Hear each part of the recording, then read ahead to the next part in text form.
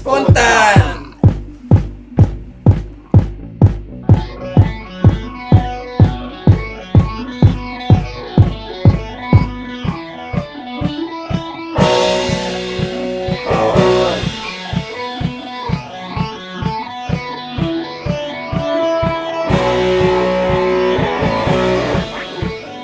It's more of a relationship than an artistic direction per se. There's no boundaries, there's no censorship, there's no anybody gets inspired with something. You don't know what is going to come out, whether it's abstract or not. The things that we usually agree is whether it has a good energy or high energy with it. And we want to have to layan Rizman also.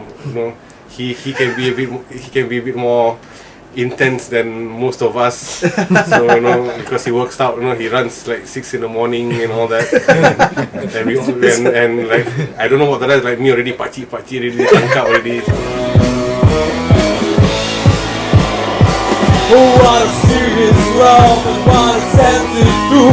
What a serious love, what I found our friend. What a serious love, and what a sense do. What a serious love. It's more like what people want to see.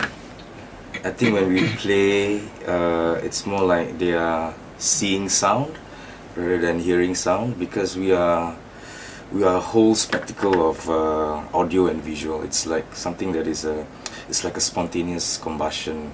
So it's like a visual audio attack. So when the audience sees us, kind of like they feel like they are overwhelmed by all this sound and moving images of things happening on stage.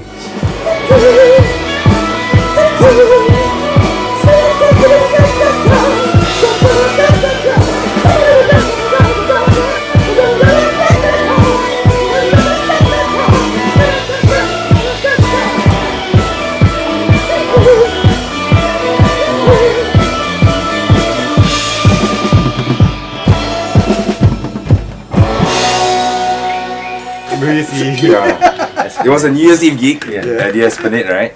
So 5 minutes before we got on stage, Ahmad was stretching. He was doing a stretch. Then above him was this fan, alright? A nice small fan without the cover.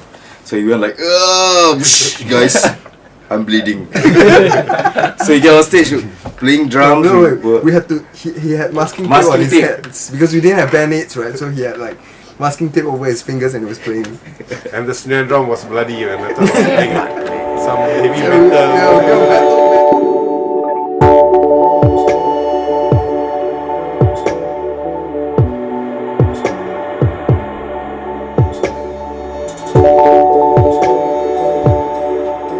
I think the first question we need to ask first is, are we listening or not?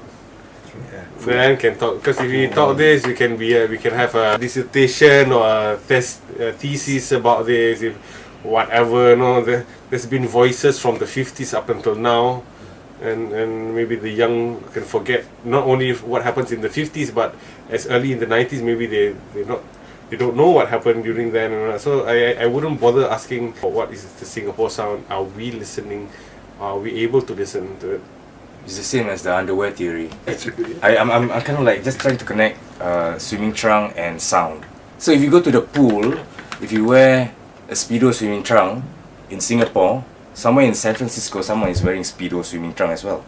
So it's the same thing. It's all about underwear and swimming trunk. Sounds are sounds. It's universal. It's all about one love, On a bit more non-schizophrenic note. If anyone's like watching this weird interview, don't get into the struggle to define the Singapore sound or whatever.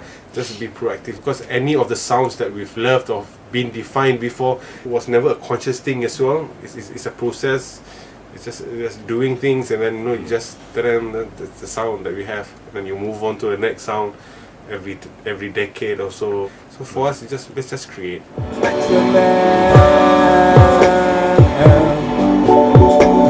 Elizabeth.